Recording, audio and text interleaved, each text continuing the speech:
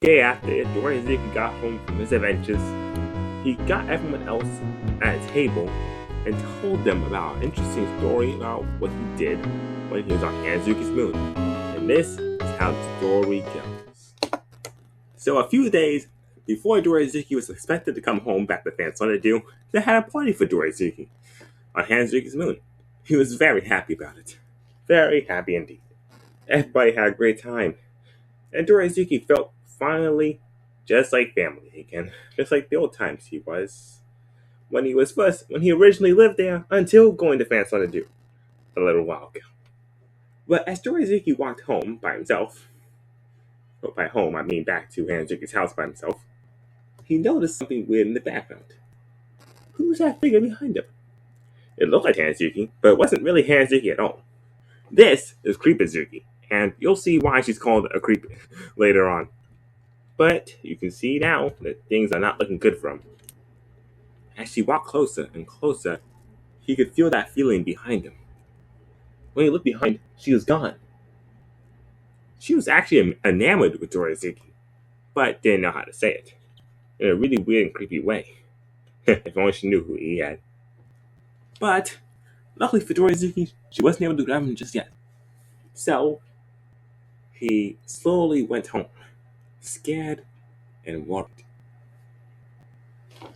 Home, he noticed Moroshi and Kiyozuki waiting. Well, not waiting. They were just there.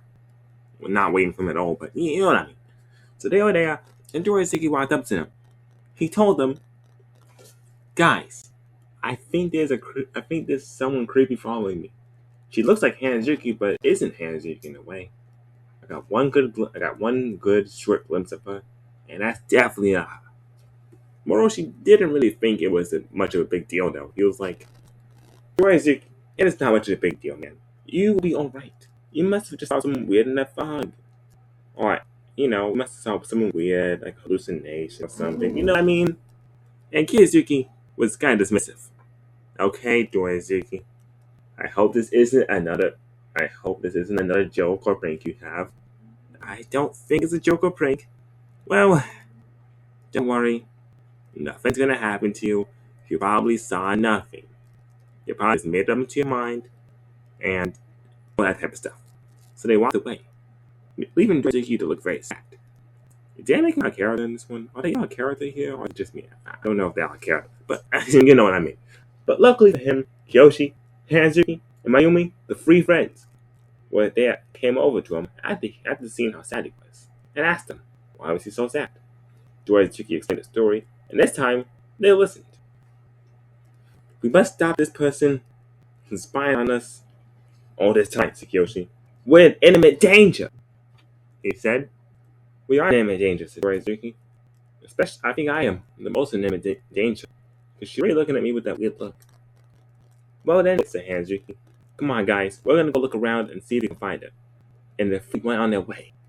They looked at the volcano of fears. Yeah. They looked at that one mountain with a face. He didn't know. They looked at that other mountain with a face. They didn't know. Then they went back to the volcano of fears again. And noticed that Dorsazuki's fear is being tortured or hurt by somebody. No, his fear is being tortured or hurt by somebody. That is a reference to all the times that he keeps getting involved with those situations.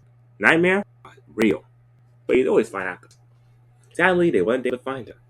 And they knew they had to stop their journey out to get back home in time for supper? Bedtime? Yeah, one of those. Yeah, both of those. So, they went back home. There's one thing that's very interesting about Dorsazuki, is that he sleeps with Kyoshi.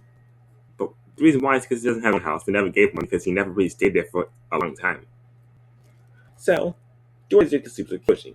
Nice, snug, like a bug in a rug. But what Dorsazuki didn't know is that someone was outside the room and heard his noise. Well, not heard very slight noise.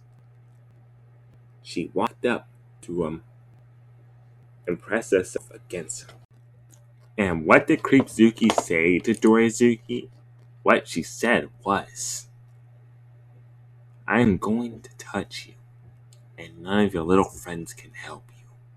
I will take you away from your friends and family, and you can't stop me. Remember, I love you. But then, before Dorsazuki could fully wake up, she goes away.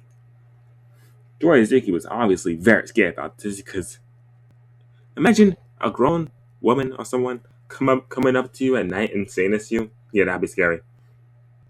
Dorsazuki went to the bathroom to, wash his face and, just calm down. But then he saw that she was there too, right behind him, and said the same exact things over and over again. But then she ran away because she heard footsteps coming towards him. Dorsazuki was very scared, very shaken, and was scared to go to sleep because he thought she would come back and try to hurt him again. But Kiyoshi, realizing Dorsazuki was so scared, he understood the feeling of being scared and alone too. He assured them that Hanazuki and all the others got his back, and Kiyoshi and Moroshi will notice and realize their mistake, and that he will always be there for Dorsazuki, no matter what. Dorsazuki smiled. Kiyoshi tucked Dorsazuki in, little brother, and both of them went to sleep very happily. The next day, the four friends looked for creepzuki again after hearing about Dorsazuki's experience last night. They knew that things were about to get real bad if they did not find her. Hanazuki was very mad. This is an outrage. We do not need a whole creepy person try to hurt Dorsazuki. He's like our brother to us. He's my moonflower brother. My moonflower brother, I say. Dorsazuki looked very happy that his friends were helping. He smiled. Thanks, guys, he said. Thanks. They looked in the forest and found mirror plant. If you don't know what mirror plant is, I can explain it, but we're not going to do it now. Dorsazuki looked happy that his friends were helping, but he was actually really scared on the inside. And mirror plant was able to show that feeling. Ah, man, said Dorsazuki. Mirror plant told him about his feelings and that he can do it. They found Sleepy Unicorn afterwards and talked to him, who gave them advice about looking around and noticing your surroundings, which was actually pretty good advice. They went on, but what they didn't know was that creepzuki was right behind them, was stalking them, mostly Dorsazuki because she was.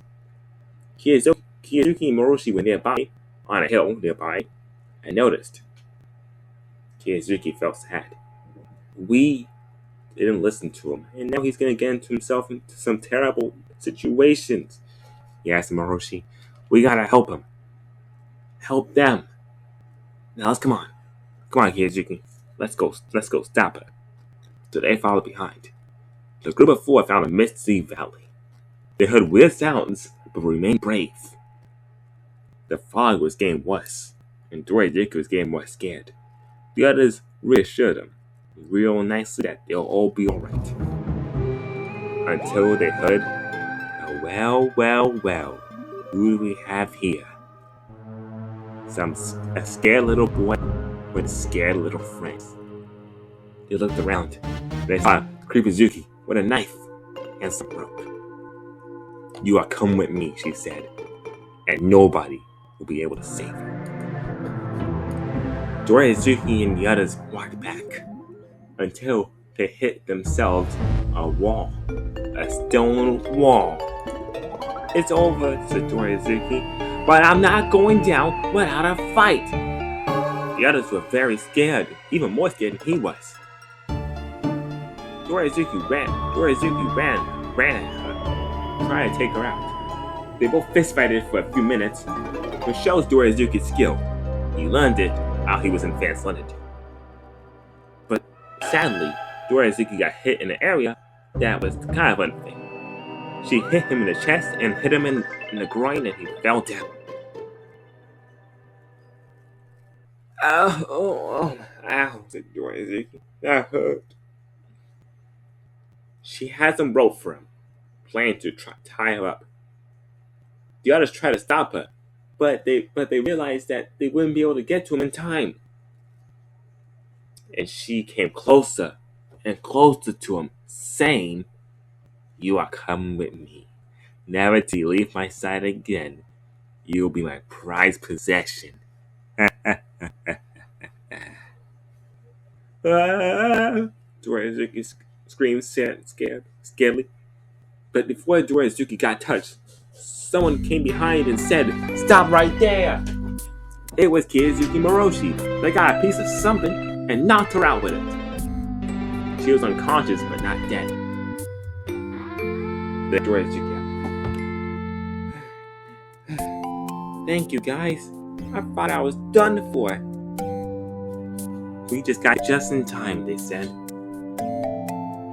They put creepzuki in a cave while she was unconscious, never to put dorsazuki on them ever again. Then they went up to Dorsazuki and the others. "We are so sorry, Dorsazuki, for not believing me. We should have known. It was such a stupid decision, and we almost got you really hurt. Will you forgive us?" They both said. Dorsazuki smiled. "Of course I can," said Dorsazuki. "Stories like these make you think. Is it real or is it not? Is it just a fog or is it not? It's plain to see what things you can find in the fog, but this time, I guess we all learned something," Dorsazuki said. "I'm very happy you guys came to save me. I don't know what she was going to do to me if you guys didn't come to help me." Kizuki agrees, and she said, "Dorsazuki, you were really brave for trying to fight her and face your fears even though you were scared." He was really trying to fight her.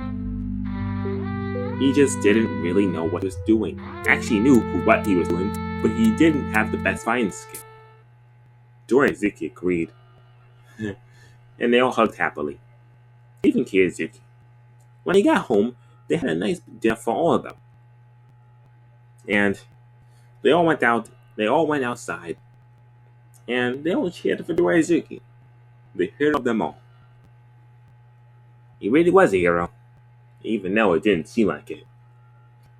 Dorsazuki had the biggest smile anyone could see, and everyone knew that Dorsazuki deserved a nice pat on the head and a nice